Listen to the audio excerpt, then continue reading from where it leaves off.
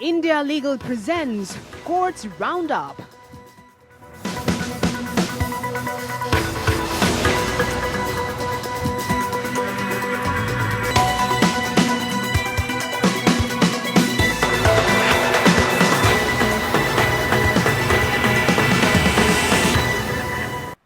नमस्कार, courts roundup में स्वागत है आपका और मैं हूं आपके साथ नेहा दुबे। इस बुलेटिन में अगले आधे घंटे आपको कोर्ट से जुड़ी तमाम छोटी बड़ी खबरों से करवाएंगे रूबरू।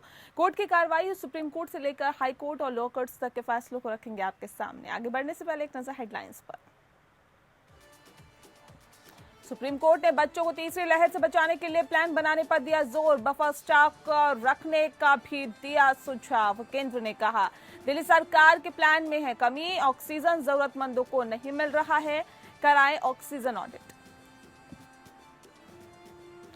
सुप्रीम कोर्ट ने कहा अदालती कार्रवाई पर रिपोर्टिंग पर रोक नहीं लगेगी, कवरेज न्यायपालिका को जवाबदेह बनाता है, चुनाव आयोग की याचिका खारिज।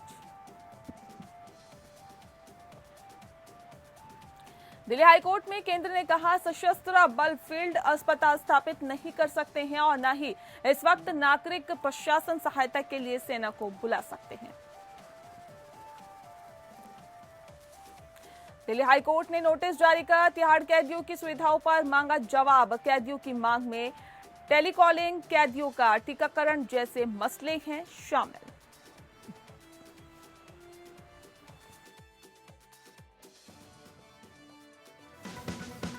India Legal presents Courts Roundup.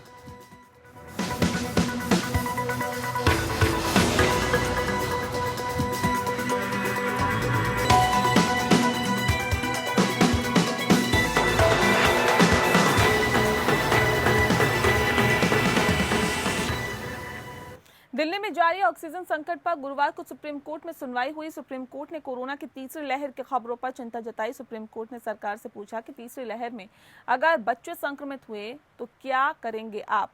अगर हालात और बिगड़े तो आपके पास कोई इमरजेंसी प्लान है क्या?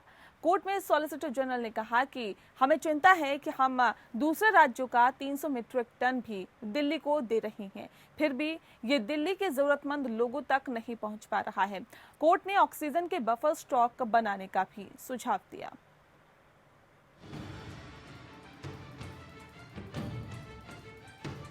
दिल्ली में ऑक्सीजन सप्लाई के मामले पर केंद्र की याचिका पर सुनवाई में केंद्र की तरफ से सॉलिसिटर जनरल ने सुप्रीम कोर्ट को बताया कि 770 मीट्रिक टन ऑक्सीजन दिल्ली को सप्लाई की गई है। तुषार मेहता ने कोर्ट को डाटा देते हुए बताया कि सर्वे के मुताबिक फिलहाल दिल्ली के अस्पतालों में ऑक्सीजन की जरूरी स्टॉक मौजूद है। साथ ही कोर्ट को ये भी जानकारी दी गई कि ऑक्सीजन एक्सप्रेस ट्रेन से 280 मीट्रिक टन ऑक्सीजन आ रही है। केंद्र ने कहा कि टैंकर्स के हवाई ट्रांसपोर्टेशन किया जा रहा है, इसके बावजूद टैंकर्स को आपूर्ति की जगहों पर पहुंचाने में देरी हो रही है। देर की वजह ये है दिल्ली के 56 मुख्य अस्पतालों में 478 मीट्रिक टन ऑक्सीजन का भंडार क्षमता है। कोर्ट ने कहा कि ऑक्सीजन के बफर स्टॉक को सुनिश्चित किया जाना चाहिए। हमारे पिछले आदेश में सुप्रीम कोर्ट ने बफर स्टॉक बनाने को कहा था, उसको लेकर केंद्र सरकार ने क्या किया अभी तक? केंद्र की तरफ से कहा गया कि ऑक्सीजन ऑडिट की जरूरत है। अगर सप्लाई हो रही है और वह लोगों तक नहीं पहुंच रही है तो इसका मतलब प्लान सही नहीं है। सॉलिसिटर जनरल ने कहा कि दिल्ली के अस्पतालों में कुल स्टोरेज की क्षमता 400 मीट्रिक टन के करीब है। हमें चिंता है कि हम दूसरे राज्यों का 300 मीट्रिक टन भी दिल्ली को दे रहे हैं, फिर भी दिल्ली के जरूरतमंद लोगों तक नहीं पहुंच रहा है। इसका मतलब दिल्ली के सप्लाई सिस्टम में कुछ दिक्कत है, इसे देखना होगा। सुप्रीम कोर्ट ने स्पष्ट कहा कि आप ऑक्सीजन बढ़ाइए, आपको दिल्ली को 700 मीट्रिक टन ऑक्सीजन देना होगा। केंद्र ने कहा कि अगर दिल्ली को 700 मीट्रिक टन ऑक्सीजन दे देंगे तो दूसरे राज्यों की सप्लाई में कटौती करनी होगी। जस्टिस चंद्रचूड़ ने कहा कि हम चाहते हैं कि आप आपूर्ति को बढ़ाएं, 700 मीट्रिक टन तो देना ही होगा आपको। जस्टिस चंद्रचूड़ ने चिंता जाहिर करते हुए कहा कि तीसरी लहर की बात वैज्ञानिक कर रहे हैं, उसमें बच्चों के प्रभावित होने की आशंका है। टीकाकरण अभियान में बच्चों के लिए सोचा जाना चाहिए, बच्चों के लिए खासकर प्लान बनाने की जरूरत है। जस्टिस चंद्रचूड़ ने कहा कि हमें डॉक्टर की टीम तैयार कर सकते हैं। एसजी ने कोर्ट को कोरोना के प्रबंधन की आगे की तैयारियों पर सुप्रीम कोर्ट के सवाल पर कहा कि स्वास्थ्य मंत्रालय ने सभी राज्यों को पत्र भेजा है। उस पत्र में कहा गया है कि सभी राज्य और केंद्र शासित प्रदेश एमबीबीएस स्नातकों को कोरोना प्रबंधन में मदद करने के लिए कहा जाए। MBBS अंतिम वर्ष के छात्रों का प्रयोग टेलीफोनिक परामर्श देने के लिए किया जा सकता है। Bureau report.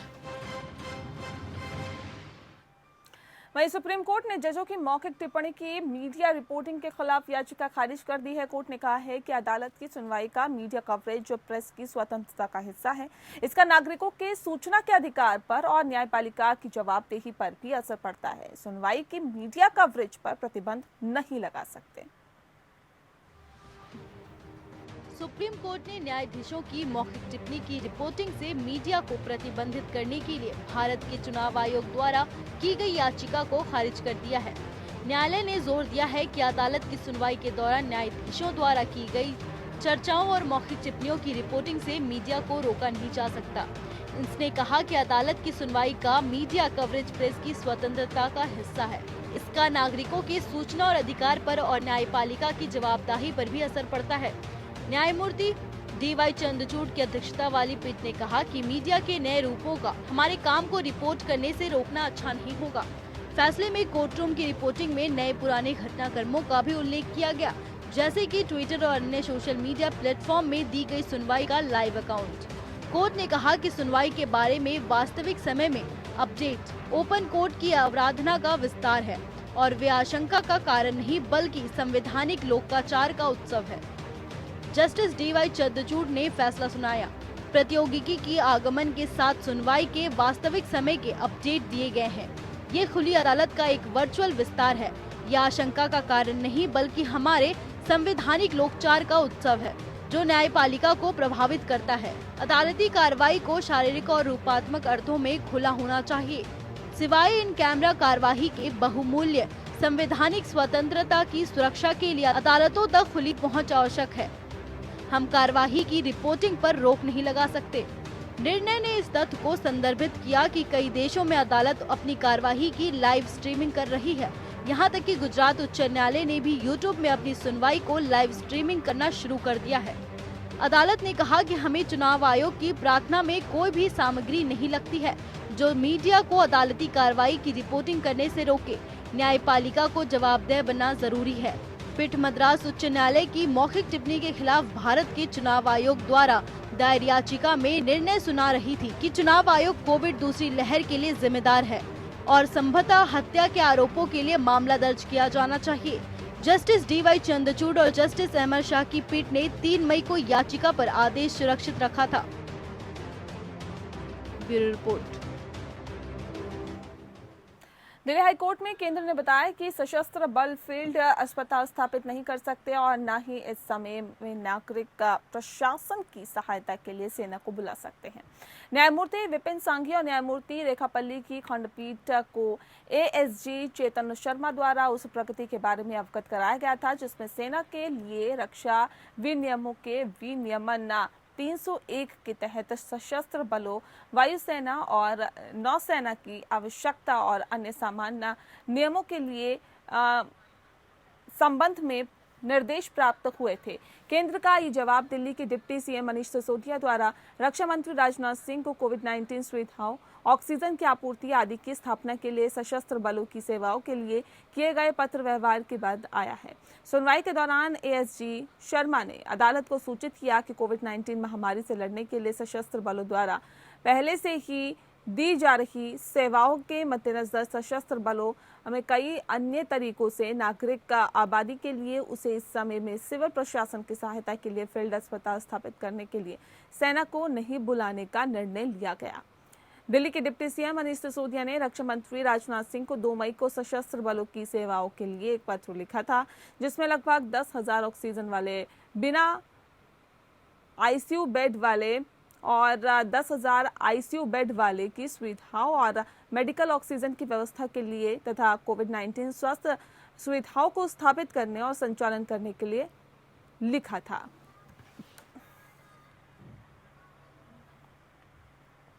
दिल्ली हाईकोर्ट ने सेंट्रल जेल 6 तिहाड़ में बंद कुछ अंडर ट्रायल कैदियों द्वारा दायर एक याचिका की सुनवाई करते हुए दिशा निर्देश जारी किए जिसमें जेल मंभ कुछ सुविधाओं के प्रावधान के लिए निर्देश मांगे गए थे। आपको बता दें कि न्यायमूर्ति प्रतिभा एम सिंह की खंडपीठ ने सोमवार को सरकार से जेल में टेलीकॉलिंग सुविधाओं, कैदियों के वैक्सीनेशन, ई मुलाकात, मासिक कॉलिंग चार्ज और इंटरलॉकिंग मुद्दों पर भी जवाब मांगा। न्यायालय के 3 मई के आदेश के अनुसार सरकार के वकील ने न्यायालय के समक्ष जवाब प्रस्तुत किया, जिसके बाद दोनों पक्षों के वकीलों की सुनवाई के बाद ही निम्नलिखित निर्देश जारी किए गए। न्यायालय ने उल्लेख किया कि कैदियों की सुविधा के लिए इन कॉलों को करने का मुद्दा उठाया गया था और जो कैदी टेलीकॉल करते हैं वो कितनी संख्या में कॉल कर सकते हैं, ये प्रस्तुत किया गया कि दैनिक कॉलिंग की सुविधा केवल उन कैदियों के लिए उपलब्ध है जिन्होंने अपना बायोमेट्रिक डेटा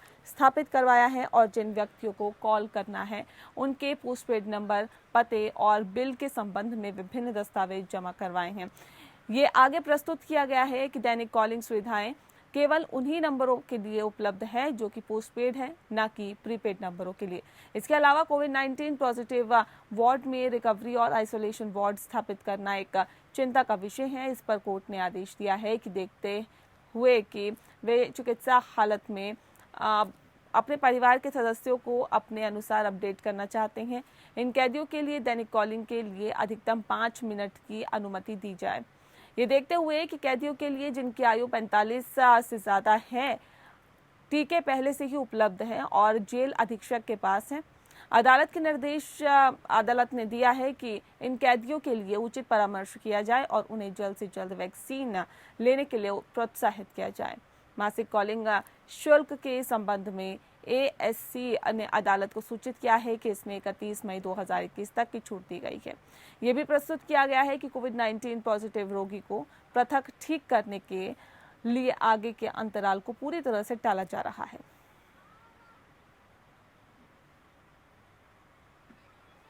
गुजरात हाईकोर्ट ने गुजरात राज्य में तेजी से बढ़ते कोविड-19 मामलों के लिए स्वतः संज्ञान की कार्रवाई की सुनवाई करते हुए कहा कि कोरोना वायरस संक्रमण की चेन तोड़ने के लिए राज्य सरकार द्वारा उठाए गए कदम पर्याप्त नहीं है।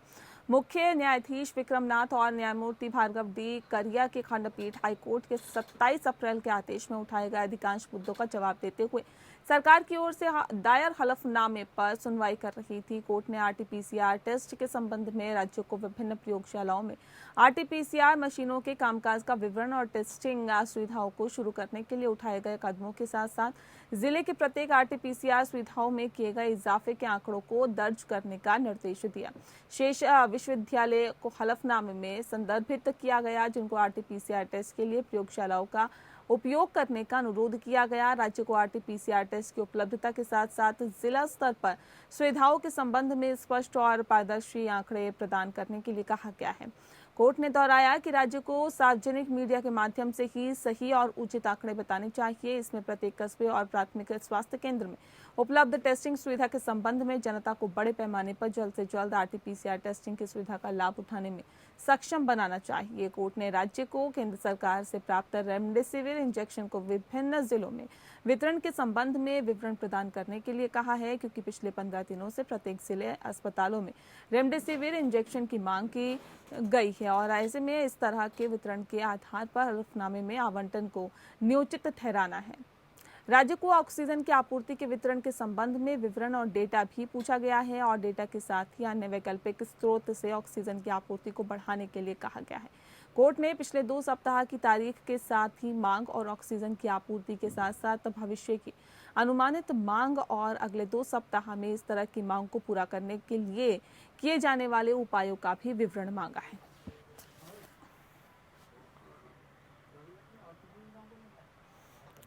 शिवम शर्मा अधिवक्ता इस वक्त हमारे साथ फोन लाइन पर जुड़ गए हैं। शिवम जी, आपसे जानना चाहेंगे गुजरात हाईकोर्ट के कोविड चेन तोड़ने के लिए गुजरात हाईकोर्ट ने क्या कुछ टिप्पणी की है, हमें तफसील से बताएं।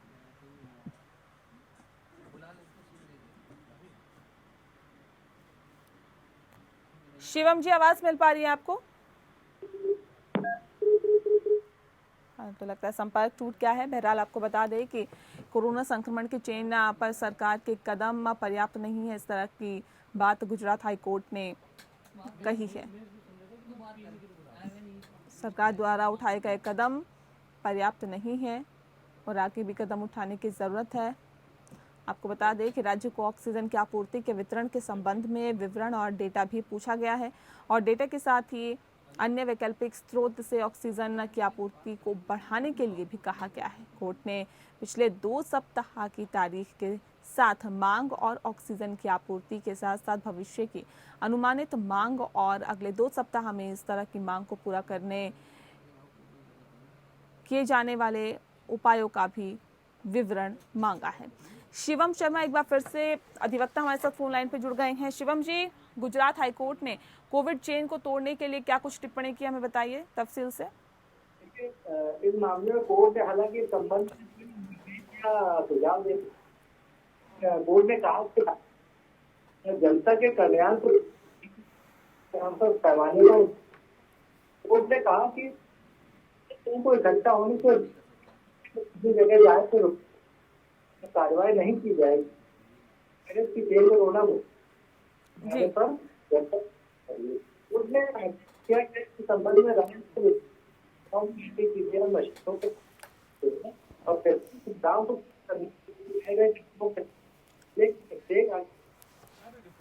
चलिए, बहुत शुक्रिया आपका शिवम जी हमारे साथ सीधे फोन लाइन पर जुड़ने के लिए। इलाहाबाद उच्च न्यायालय की एक पूर्ण पीठ ने माना है कि उत्तर प्रदेश सेवा काल में मृत सरकारी सेवकों के आश्रितों की भर्ती नियमावली 1974 में शामिल अनुकंपा नियुक्ति के प्रावधान जिला ग्रामीण विकास एजेंसी के कर्मचारियों पर लागू है। जस्टिस रमेश सिन्हा, जस्टिस चंद्रधारी सिंह और जस्टिस मनीष माथुर की पूर्ण पीठ ने इस प्रकार माना कि 17 मार्च 1994 के सरकारी आदेश के पैराग्राफ 2(9) के मद्देनजर जो ये प्रावधान करती है कि DRDA कर्मचारियों के रोजगार के मामले में जिसके लिए उक्त सरकारी आदेश में कोई विशेष प्रावधान नहीं है, ऐसे में कर्मचारी आमतौर पर उन प्रावधानों द्वारा शासित होंगे जो राज्य सरकार के कर्मचारियों पर लागू होते हैं। खंडपीठ ने कहा कि सरकारी आदेश का अवलोकन ये स्पष्ट करता है कि नियुक्ति, वरिष्ठता, पदोन्नति, आरक्षण आदि के संबंध में सरकारी कर्मचारियों पर लागू सेवा नियम DRDA के कर्मचारियों पर लागू किए गए हैं। फुल बेंच 22 मई 2017 के एक आदेश के खिलाफ दायर एक रिट याचिका की सुनवाई में सिंगल बेंच द्वारा दिए गए एक संदर्भ का जवाब दे रही थी, जिसमें 1974 के नियमों के तहत अनुकंपा नियुक्ति देने का दावा इस आधार पर खारिज कर दिया गया था कि वह DRDA के कर्मचारियों के मामले में अनुपयुक्त है और ऐसे में सिंगल जज ने देखा कि स्टेट ऑफ यूपी और अन्य बनाम पीताम्बर 2010 में एक डिवीजन बेंच ने माना था कि DRDA संविधान के अनुच्छेद 12 के अर्थ में राज्य है और ऐसे में साथ ही ये भी माना था कि DRDA के कर्मचारी राज्य या केंद्र सरकार के अधीन कोई भी नागरिक पद नहीं रखते हैं और इसीलिए सरकारी कर्मचारी की परिभाषा के दायरे में नहीं आते हैं। पीठ ने कहा कि राज्य सरकार का DRDA के प्रशासन पर व्यापक नियंत्रण है। DRDA के निर्माण के लिए उत्तरदायी कार्यालय ज्ञापन ये एक प्रावधान करता है कि वे राज्य सरकार द्वारा नियंत्रित और शासित होंगे और प्रत्येक जिले में कलेक्टर, उपायुक्त इनका नेतृत्व करेंगे।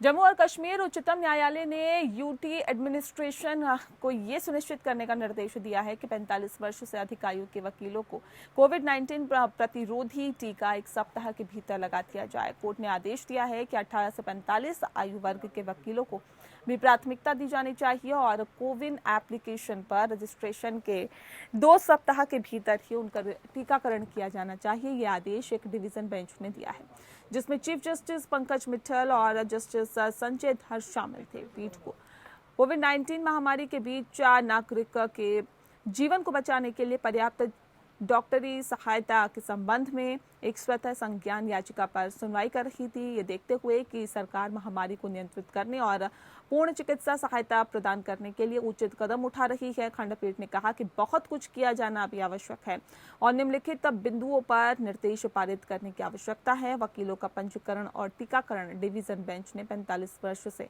अधिक आयु के वकीलों के पंजीकरण और टीकाकरण के संबंध में कोर्ट ने रजिस्ट्री को ऐसे अधिवक्ताओं के पंजीकरण के लिए तारीख तय करने का निर्देश दिया। ये आदेश दिया गया कि ऐसे वकीलों के समूहों में टीकाकरण के लिए कुछ तारीखें तय की जा सकती है, या तो हाईकोर्ट कैंपस या मेडिकल कॉलेज या अस्पताल में कुछ उपयुक्त जगह पर सहमति दी जा सकती है। 18 से 45 वर्ष के बीच के वकीलों के टीकाकरण के संबंध में न्यायालय ने सलाह दी कि वे निर्धारित प्रक्रिया के अनुसार टीकाकरण के लिए ऑनलाइन पंजीकरण करवा सकते हैं। आगे आदेश दिया गया कि एक बार पंजीकृत होने के बाद उन्हें टीकाकरण की सुविधा प्रदान की जाएगी। एक समूह में या तो उपयुक्त स्थानों पर, उपयुक्त तारीख पर, या दो उन्हें प्राथमिकता के आधार पर टीकाकरण के लिए जल्द से जल्द एक स्लॉट दे दिया जाएगा। यदि संभव हो तो पंजीकरण की तारीख से 2 सप्ताह की अवधि के भीतर ही हो।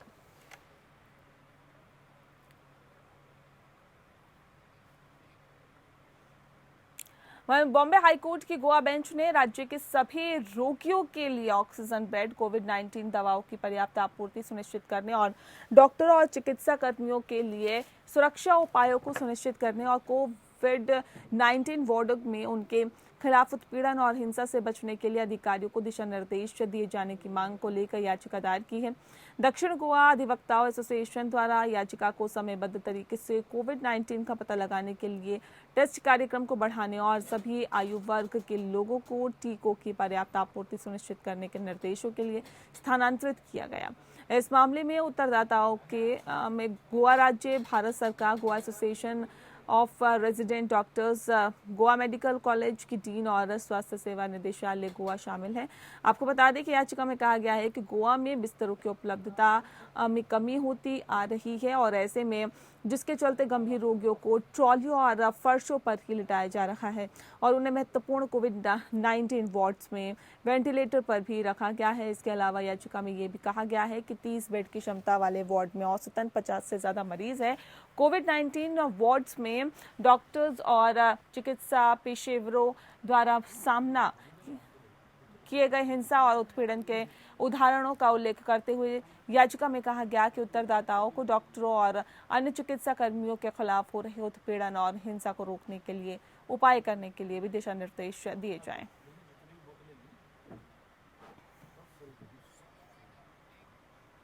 और चलिए इसी के साथ फिलहाल इस बुलेटिन में इतना ही। नमस्कार। India Legal presents Courts Roundup.